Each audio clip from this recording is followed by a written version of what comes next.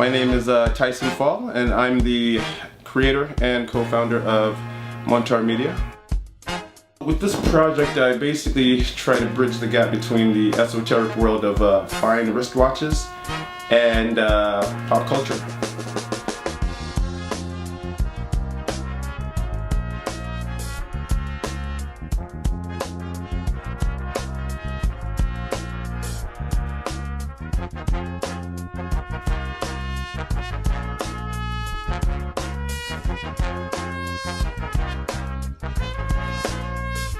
Alright guys, so we're here with John Reardon at Christie's, New York.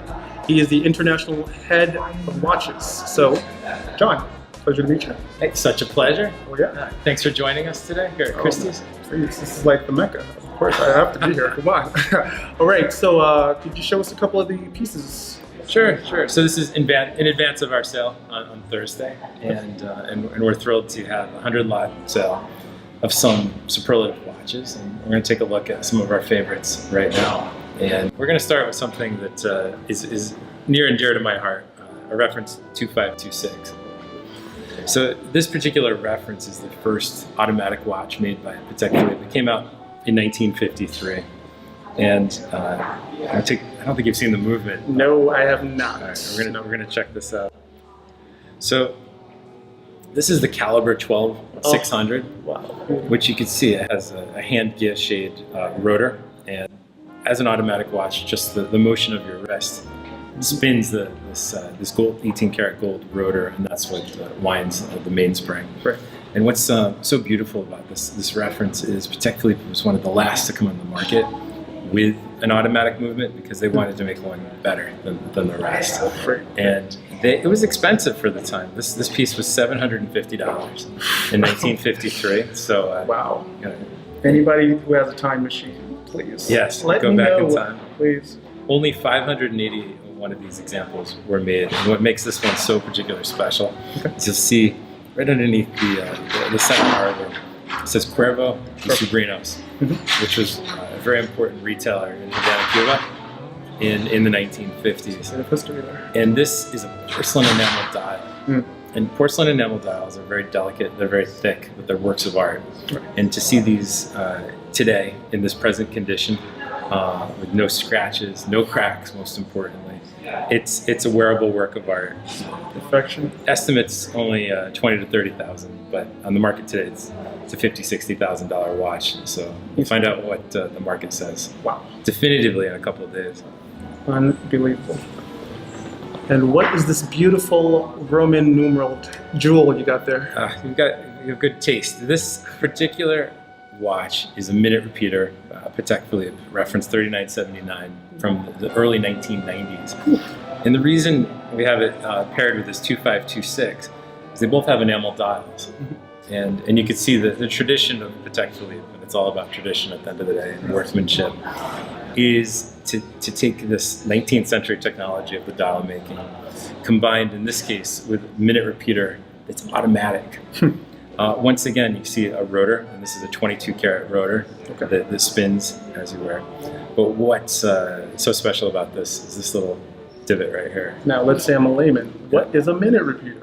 So if you're in the boardroom and you glance over and see out of the cuff of a gentleman, or now I see women wearing these often too. Oh yes. You see that little ridge, you know what you're doing with watches. Yeah, We're not talking about $10,000 watch. We're talking about hundreds of thousands.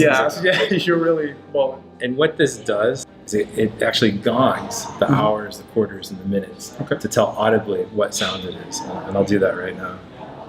So I'm pushing the slide and then I release.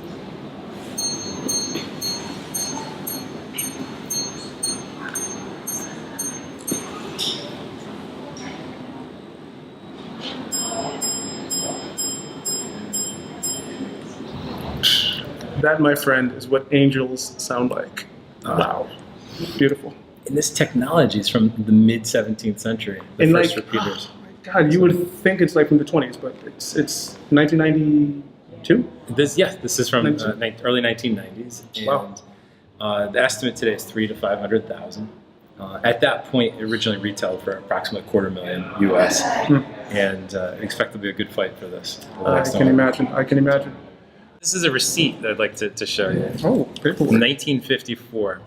In May 7th, 1954, this gentleman walked into this Gublin retailer in Zurich and bought this watch for $683.41. And just like today, you always get a Patek Philippe certificate of origin for every watch you buy. Okay. It was imported through the Henry Stern Watch Agency, which is literally a couple hundred feet away from where we are now. And then you could imagine the salesperson bringing him out this watch in this box.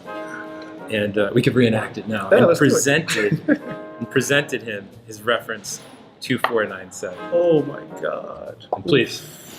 By all means. Now, you're probably, in the history of this watch's existence from 1951, less than 10 people have had this watch on their hand. And this particular piece is new old stock condition, box, papers, and you can see that the moon phase is absolutely stunning. A perpetual calendar. Yeah. And for watch collectors, this is a dream come true because it's an as-found trophy from the mid-20th century. That is a Vichy case, I believe? Yes. Impressive. Yeah. So Vichy was the case maker. Hey, you've been doing your homework. And you could tell because of the flat back. Absolutely. As you know. And this is one of the first series of 2497s. The later series in the Wenger cases is a bit rounded. So this watch is a personal favorite from the set. And now we're going to look at the start of the show. So this is a 2499, first series from the early 1950s, made in 1951, sold in 1956. This piece was the most expensive watch you could buy at that period of time. You're talking a price point almost approaching $1,800, but in the mid-50s. 50s, yeah. That's so. Just comparing to this guy, he only spent $683. For sure, yeah. That's quite a watch. It's quite a watch. This particular watch is a stunner for a number of reasons. First of all, we've never seen it before on the market. It's fresh to market. It's from the original family, and it's the first time it's seen the light of day outside of the family since then. So many collectors just love to have something that's new and fresh that they haven't seen before. Of course.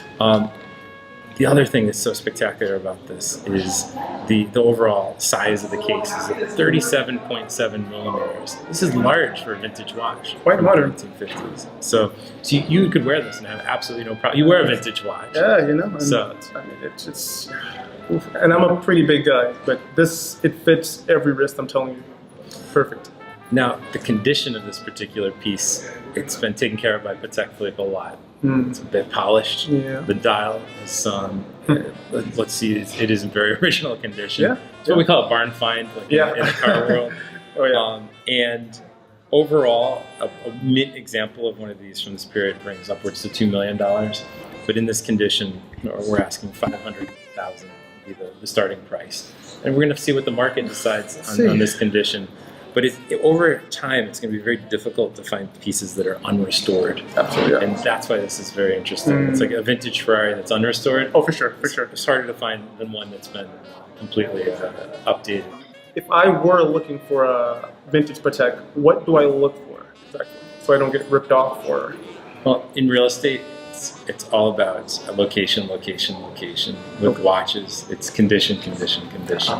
Always buy the best condition you can afford, and also look at the supply. See how many were made, and that's one reason Patek Philippe is so spectacular. Is in the history of the company since 1839, 177 years, they've made less than 1 million pieces, compared to other major makers that are making easily over 1 million per year. And I'm not naming names. So you can just see how rare these are, where the supply and demand is. But then you look at certain pieces that, all right, so less than 40 of a 2497 in yellow gold was made. But with box and papers, there's only 2. Fresh to market, the original receipt, there's only 1 in the world. So all these people buying limited editions, and they're like, oh, this is 1 of 10 made, and I just spent full retail dollar on. They find out how much it's worth once they sell it. Absolutely. Relative to something that's truly unique. There's many pieces that people buy at auction today, and they're very thrilled with the rate of return when they choose to sell it in the future. I can imagine. Or they just keep it. Yeah, or keep it. Of course. Oh my God. So your personal favorite Grail watch? This is the part of the show when we always just ask Oh, whoever shit, I'm I interviewing. wasn't prepared for this. I know, it's a little, it's like, got your question. So I've always loved the reference 570. It's just a simple, basic, understated collar travel that's made for over 30 years. They've gone up in value considerably. And a white gold 570 is my Grail watch. It's relatively not crazy price compared to this. Of course. Under 35,000 for a nice example. But I opted for its automatic brother, 3445, which is half the value. Of course. And you get an automatic movement, which is it's a stunning timekeeper, understated. And that's the thing about it. With Patek Philippe, you can buy a piece for under $12,000. And this is from 1968. And that's what's so much fun about these watches. Glass back, case back. I think for New York, the watch community is very much alive, and we love, whether it's a get-together, an exhibition that we have watches, or just a dinner with friends that collect. The conversation is always spirited. Oh yeah. It usually revolves around multiple reference numbers. Absolutely, and every watch has a history. That's what we always try to push on you guys. There's always a history behind every single timepiece. It's not just about complications and references and however much money you have. It's the history behind it. That's what I feel about it. Do you agree? Absolutely. You could buy a piece with amazing history for hundreds of dollars. And people have just as much pleasure in spending hundreds as they do millions. And that's what's so great about this collecting category. My son's starting to collect. He's 12 years old. Really? Wow. Okay. And he loves diver watches from the 60s. And you can buy spectacular pieces from that era for hundreds of dollars. Okay. So I'm encouraging him. Beautiful. Maybe next time we'll interview him. You do a good job. All right, John. Thank you so much for having us. Hey, okay? thanks, Tyson. All right, guys. We'll see you soon.